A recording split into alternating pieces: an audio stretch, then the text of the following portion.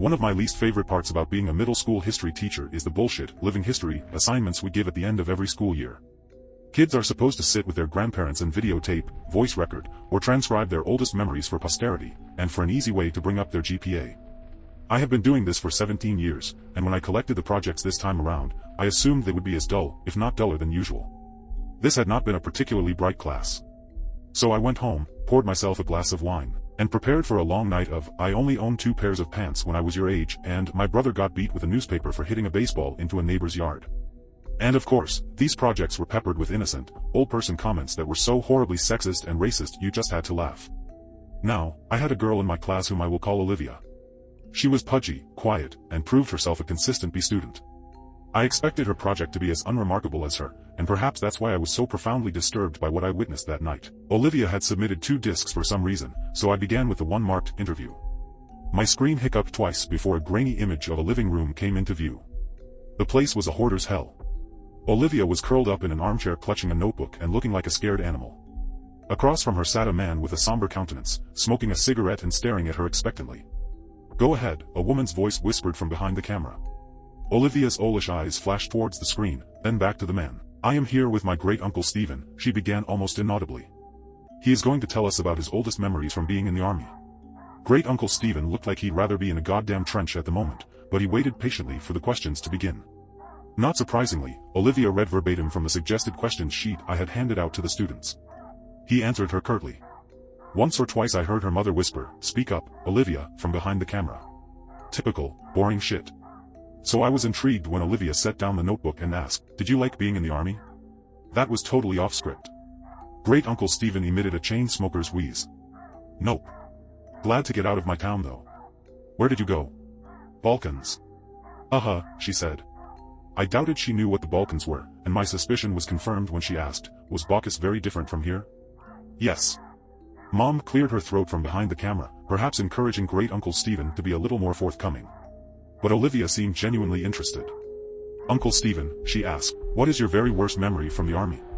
The old man crushed his cigarette in the ashtray and then slowly lifted himself out of his chair. "I'll be back," he mumbled. The camera cut off. When the screen flashed back on, everything was the same except Great-uncle Stephen had several pieces of paper in plastic sleeves laid atop all the crap sitting on his coffee table. One, he held in his hand. "I was a kid when I enlisted," he said, looking at Olivia. "Your brother's age," he told her. Olivia nodded. "I never saw combat. Both of my deployments were to cities in Eastern Europe that had been destroyed by civil wars. Everything was a mess. I felt like a janitor for fuck's SA-. Ahem." Mom coughed. Great-uncle Stephen sighed and looked at his paper. "My unit was assigned to a school that had been obliterated by all the violence. Broken windows, caved-in rooms, and for some reason, the part that got to me the most was that the school had been like this for years before we got there. No one had lifted a finger to fix it. I saw kids walk by it on their way to go beg for money or whatever shit they did. The camera dipped towards the floor as I heard Mom whisper harshly at Great-uncle Stephen. I couldn't make out what she was saying, but it wasn't hard to imagine. "Do you want to hear this goddamn story or not?" I heard him bark in response. "Then you better let me tell it how I want." "Mom," Olivia chimed. "Please stop interrupting. Are you presenting this in front of the class?"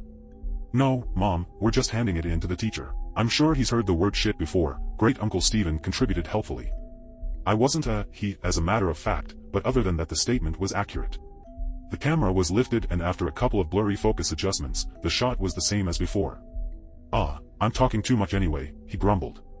He lifted the piece of paper in his hand close to his face. "In the basement, I found this letter. I didn't know what it said but I had a buddy of mine translate it. So I'm gonna read it now. And then I'll tell you what I saw in that basement." A chill ran down my spine.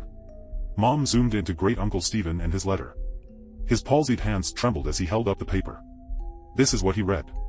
"Dear Sir, I never loved my country. So many of these skirmishes are born from patriotism, a power struggle for the shards of a once great empire, but I do not care what name my home has on a map. This fighting is senseless and I stay as far away from it as I can. It was not these attacks and disorganized violence that took the lives of my wife and child. It was illness. Mercifully, it happened quickly for the baby. Nadia suffered for longer. I watched in horror knowing I could do nothing for them. My only solace is that I was there for them every step of the way. I stopped going to work one day, and no one came after me. I doubt they noticed I was gone. Since the school was simply across a field, visible from my window, it would have been easy to go for a few hours each day and come home quickly to care for them. But what was the point? All I did was clean floors. I was as useless to the world as I was to my family. I tried to take Nadia to the hospital, but the journey was too long and taxing. I brought her home and she died that night. After Nadia and the baby were gone, well, I don't remember much. I didn't leave my hovel, barely ate and slept, thought many times of taking my own life. Tempting though it was, I felt paralyzed by my own helplessness. The one thing that kept me sane was my radio. I never turned it off once. Even though I didn't listen to the words being said, in fact, the channel I got the clearest was in English, I think, which I don't speak a lick of. But the voices, the music, and the true knowledge that life existed beyond this violent city sustained me.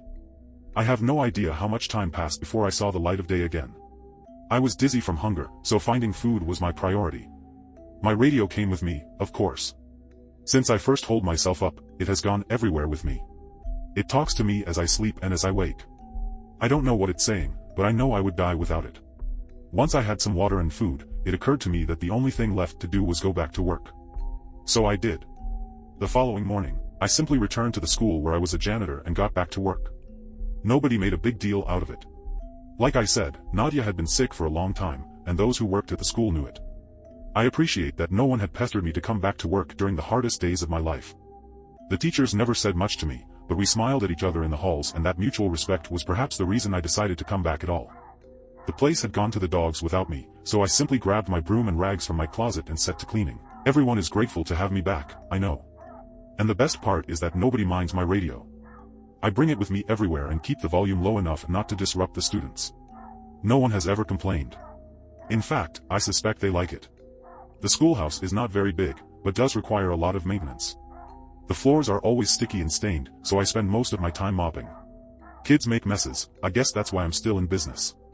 Sometimes I have to move things around to make sure I get every spot on the floor beautiful and clean, but I take pride in that. And the repairs. The school always needs tune-ups here and there, and I am happy to help. Some days I'm reconstructing a desk that broke as I whistle along with the radio, other times I handle more serious, structural issues. Days when I have work like this, I feel truly instrumental, like a cog in a larger machine. How could this school survive without me? It took me a long time, but I once again feel that I have purpose. There is a larder behind the school that is full of preserved food. In lieu of payment, I am allowed to take as much food as I need. That arrangement is fine. What would I do with money anyway? I used to bring the food back to my home, just one field away from the school, but when I started sleeping in the basement no one seemed to notice. This school is special to me and I cannot leave it unguarded. When I am besieged with memories of my wife and baby, I turn up the volume on the radio to drown out such thoughts. It works for me every time. Except this morning. Because this morning, I woke up to dead silence. I frantically examined the radio to see what had happened. I honestly cannot tell you how many days in a row I have been using it. Did it simply live out its life and die naturally? I have spent the entire day trying to fix it. Most of this time, I have been crying. I am losing my mind without it. I have given myself until sundown. If I cannot fix it by then, I am going to take my life. I am writing this because the sunlight is starting to die and I know what my fate shall be. I have thought about taking one last walk through the halls of my school, saying goodbye to the students and teachers. I know I will be missed. But I cannot bring myself to leave this room. I cannot go anywhere knowing that my radio is dead in here. There are no more tears in me. It feels now like I can't catch my breath. I vomited what little food I had in my stomach and I am growing dizzy again, like I did after Nadia died. I am not long for this world.